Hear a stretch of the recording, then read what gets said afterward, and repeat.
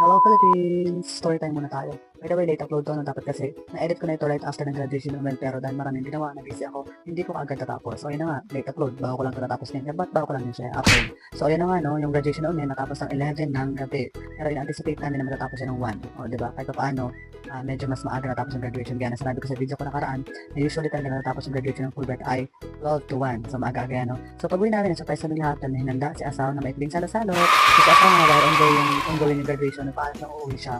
Hindi ko alam kung bakit. Pagdating namin doon, na-surprise kami dahil meron pa siyang handang maikling salo-salo. So ayun na nga, no, ikwento ko lang. So minsan na kami mabuo nila kuya nila mother ng mga pamangkin.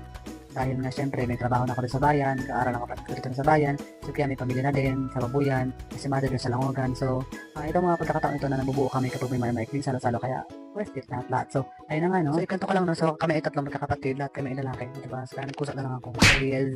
So ayun na nga, no, pinanganak kami lahat sa Barangay Lakbuan. Doon kami nag-elementary, doon na si kuya nag-high school. I know, nakapag-high school siya first year lang.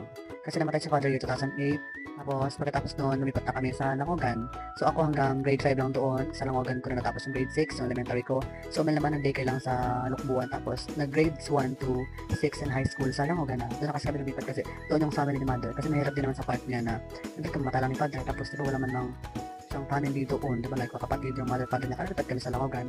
So yun, medyo mahirap pala pag umalis ka ng isang lugar kasi syempre parang nagkaroon na build na friendship, lalo ako elementary ko yun, diba, yun yung kasagsagan na talagang for the go ang mga kaibigan natin dyan. Kasi nga lang, wala tayong magagawa kasi yun talaga ang panahon, yun yung destiny na nakaraan para sa atin. So ayun, nakakatuwa kasi meron akong dalawang pamangkin, dalawang lalaki, o diba, so kaya galaw-galaw kasi nag-aantay pa kami ng pamangkin na babae. So yung sipit-sipitan ko, bibili ko ng mga dress, mga pink, mga doll, ganun. So ayan na nga, no, so dalawang pamangkin kayo, matatalino yan, mga mababait, mga pogi mana, kahit dito, diba, sa akin ang galing yung katalinuhan. Charis.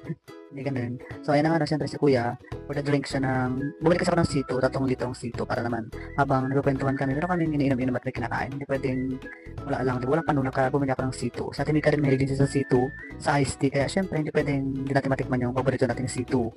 Kaya yun, naparami. So, yun ako, no, medyo antok na ako dyan, at medyo naparami yung inom pa ng sito, kaya nalalipong na ako. Bye!